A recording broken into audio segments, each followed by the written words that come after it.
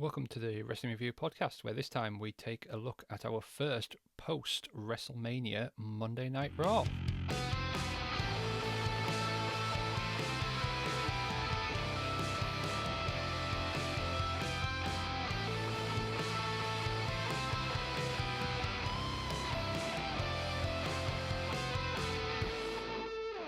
So yes, indeed, our very first post-WrestleMania Monday Night Raw.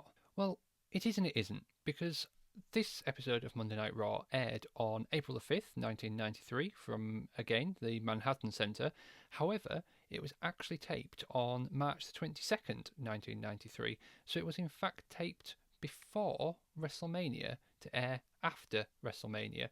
But yet there was no Raw the week before WrestleMania on March the 29th. So this is actually kind of a couple of weeks old now when we're getting this. Our commentators this evening are Vince McMahon and Randy Savage. We get the opening video package, and then Vince welcomes us to the show, and we get Vince and Randy at ringside. Vince says, "What a night was it last night at WrestleMania?" They run down a couple of the matches tonight and mention it will be the debut on Monday Night Raw of Jerry Lawler. Our first match sees Bam Bam Bigelow versus Virgil.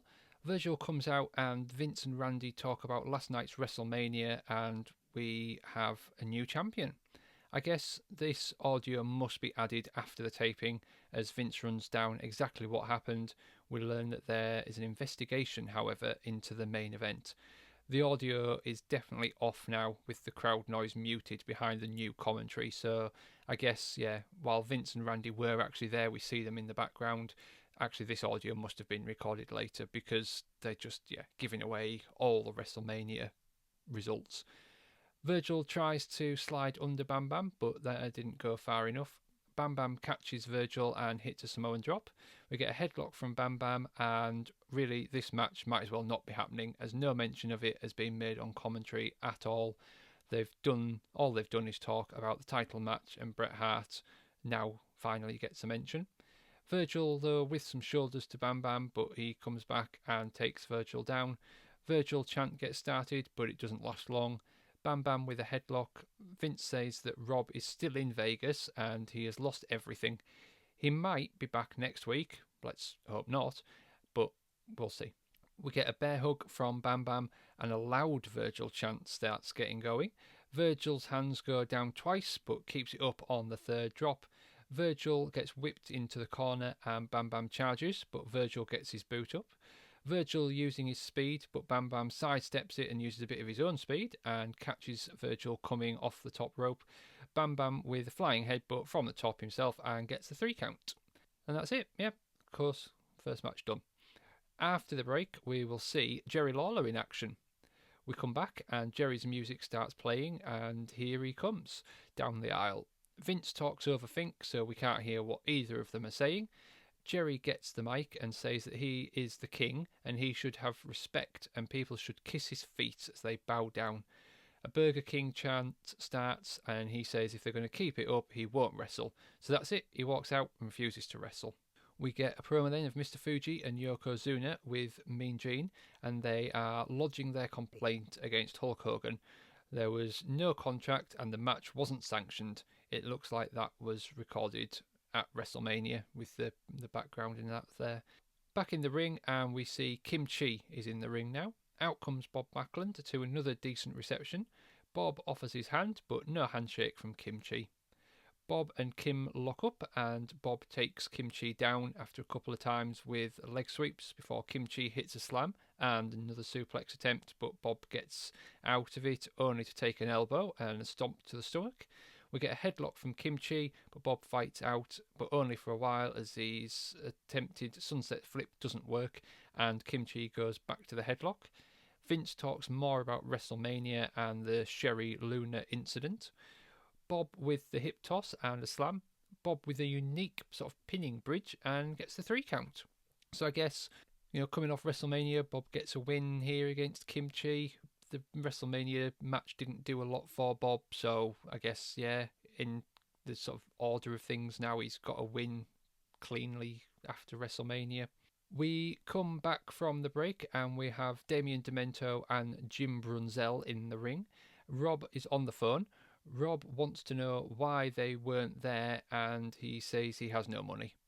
Rob says a paycheck from Vince that Vince gave him bounced.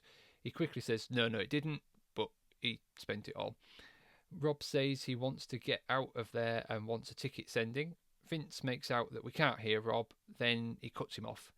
Damien and Jim are having another match that might as well not be happening. It's so hard to concentrate on that and what Vince is saying and what's happening on commentary.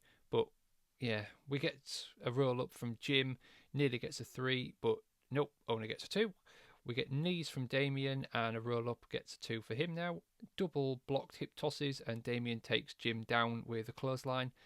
Vince starts selling the repeat of WrestleMania, so if you missed it, you can now catch it up by ordering on pay-per-view to watch a WrestleMania that's already happened that Vince has literally told you just about every result from.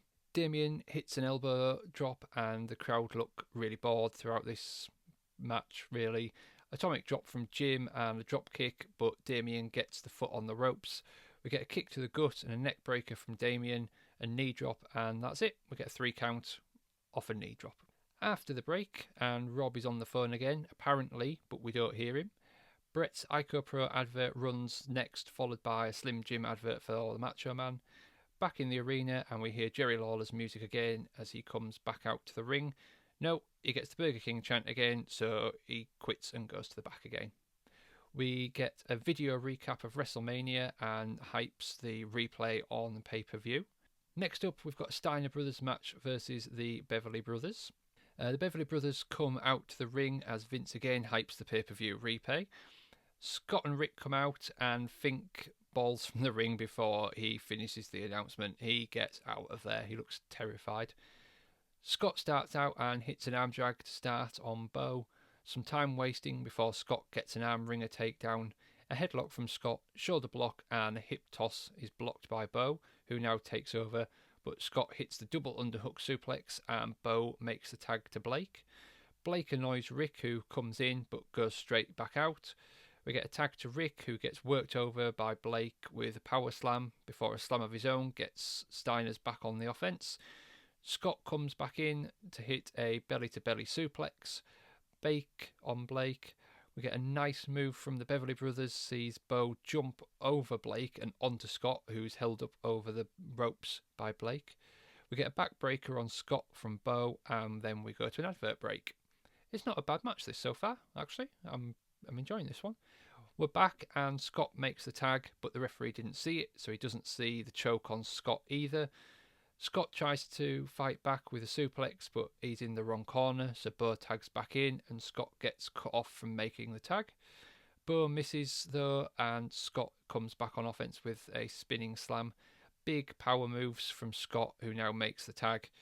Rick comes in, goes to work on Blake now. Big back body drop and a clothesline. Scott tags Rick as he's thrown out. Double team misses for the Beverly Brothers and Scott hits the Frankensteiner, and again it looks awful, but they get the win. And that was it. Pretty decent match from the Steiners again there. They are fast becoming my favourite part of Raw. Every time we've seen them, they've had a decent match. Even if it's a short one, it's hard hitting, it's to the point. Yeah, they're pretty good. We get the usual WWF Mania advert now with Todd Pettingill again. Back in the arena, and Jerry Lawler's music plays for the 3rd time this evening, and again, out Jerry comes. He stops to insult the crowd. Some kid grabs at his robe and he gets to the ring. From behind, Jerry Powers attacks the King. So it looks like we're finally actually going to get this match. Jerry Lawler is in now against Jim Powers. So Jim rams Jerry into the ring post, and into the ring they go. Jim gets a drop kick and Jerry rolls to the outside, where we get a Burger King chant. Jerry comes back into the ring and gets a headlock from the King after running into the ropes. Jim gets a hip toss and a slam again. King goes back to the outside. Jimmy gets the right hand in the corner, more stalling as we get more Burger King chants. We get a back body drop from Jimmy and misses a drop kick, lets King take over. He tells Jimmy to kiss his royal feet. Jerry takes over, hits an elbow and a fist drop. There seems to be a feud brewing here between Jerry and Macho Man, as Jerry shouts something and Macho Man seems to be annoyed. I wonder if it's something coming from Superstars. I don't know, because I really want to just focus on watching the Raws.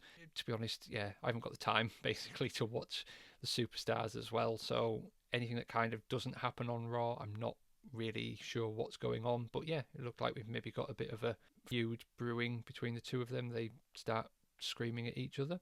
Jimmy gets a boot up in the corner as Jerry runs towards him. He rams Jerry's head into turnbuckle as the crowd chant along. Jimmy gets a knee lift and hits a big back body drop. Wait for it again, but the King counters and hits a pile driver to get the win as he shouts at Macho Man again. After the break, Vince says Jerry is heading this way, but we cut away to a WWF Figures advert as we get back, and Jerry is indeed in the commentary table. Vince gets a mic to let Lawler speak, but he just insults Macho and the crowd some more. Jerry says he's the best in the world and says that the only thing athletic about Macho and the fans is their feet. Okay. Macho stands up, but Jerry just walks away. Apparently, next week we are going to see the Bushwhackers versus Money Inc. And that's it. There we go. That is our post-WrestleMania episode of Monday Night Raw. It was nothing special. It was strange not having any of the big names appear, but I guess you can't because this was taped 2 weeks ago, so you can't have Shawn or Tatanka because that would give away the result of the Intercontinental title match. You can't have Bret or Yoko because that would give away the result of that championship match. You can't have Money Inc. You can't have the Mega Maniacs. All of those are going to give away results from WrestleMania. So all these guys that were on WrestleMania don't get a match on this Raw coming off WrestleMania because it was taped 2 weeks ago. So I feel like it was really lacking in star power. The Steiners match was good, as, like I said, it's very quickly becoming clear that they are the best thing about Monday Night Raw and probably the best thing about WWF at this time, actually.